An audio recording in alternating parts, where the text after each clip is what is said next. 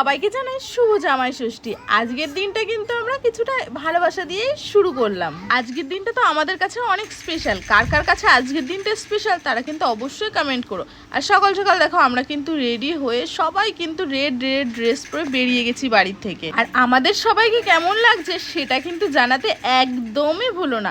জানো তো আমাদের মধ্যে একটা জিনিস কি, যেই দিন আমাদের সুন্দর লাগবে সেই দিন তো আমাদের সুন্দর লাগবেই, আর যেই দিন আমাদের বাজে লাগবে সেই দিন কতটাই বাজে লাগবে তার ঠিক নেই। আর এখানে দেখো দুই ভাইরার অবস্থা কি, এরা জামাই ষষ্ঠীতে যাবে বলে খুশিতে প্রায় পাগলই হয়ে গেছে, আর এর মামা বাড়ি যাবে বলে এর মধ্যে একটা আলাদাই খুশি কাজ করছে। আমাকে তো দেখতে পাচ্ছ বাপের বাড়ি বলে কথা।